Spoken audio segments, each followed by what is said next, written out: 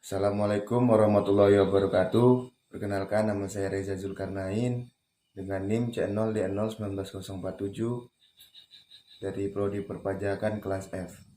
Baiklah, di sini saya akan sedikit menjelaskan tentang konsep pajak PPN yang timbul dari piutang, perlakuan pajak pada piutang tak tertagih, dan perlakuan pajak pada persediaan. Pengertian PPN.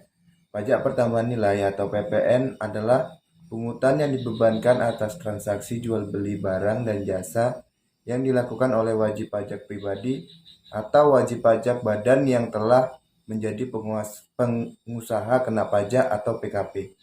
Jadi yang berkewajiban memungut, menyetor, dan melaporkan PPN adalah para pedagang atau penjual. Namun pihak yang berkewajiban membayar PPN adalah konsumen akhir. Objek PPN. Yang pertama, penyerahan barang kena pajak atau BKP dan jasa kena pajak atau JKP di dalam daerah pabean yang dilakukan oleh pengusaha. Yang kedua, impor kena pajak. Yang ketiga, pemanfaatan barang kena pajak tidak berwujud dari luar daerah pabean di dalam daerah pabean.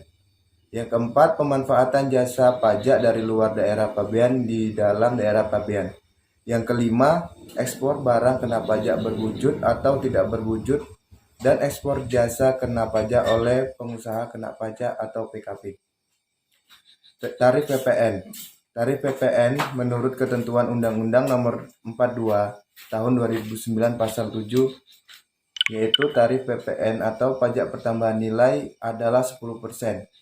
Tarif PPN atau pajak pertambahan nilai sebesar 0%. Ekspor barang kena pajak berwujud, ekspor barang kena pajak tidak berwujud, ekspor jasa kena pajak. Tarif pajak sebagaimana dimaksud pada ayat 1 dapat berubah menjadi paling rendah 5% dan paling tinggi sebesar 15%. PPN yang timbul dari piutang pajak. Piutang pajak atau bisa disebut juga uang muka pajak merupakan pajak-pajak yang dipotong atau dipungut pihak lain atau yang dibayar sendiri oleh perusahaan yang dapat diperhitungkan dengan pajak yang terutang pada saat pengisian SPT tahunan. Pajak untuk jenis ini salah satunya adalah pajak pertambahan nilai masukan atau PPN masukan. PPN yang dibayar ketika membeli barang atau jasa ini adalah disebut sebagai pajak masukan. Bisa disingkat PM atau VAT-in. Metode menghitung piutang tak tertagih. Yang pertama, metode penghapusan piutang tak tertagih atau direct write-off method. Berdasarkan pasal 6 ayat 1 huruf H Undang-Undang Nomor 36 Tahun 2008 menjelaskan tentang perubahan keempat atas UU Nomor 17 Tahun 1983 tentang pajak penghasilan UU PPH.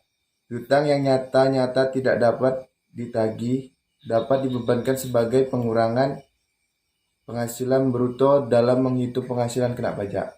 Yang kedua, metode penghapusan hanya dapat digunakan untuk nominal yang kecil.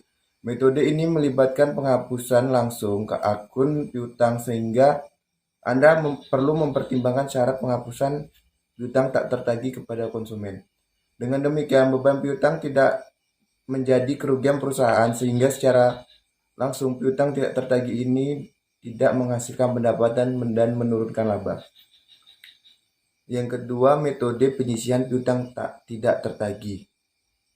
Menghapus akun piutang tak tertagih pada akun debit penyisian piutang dan kreditkan akun piutang yang sesuai.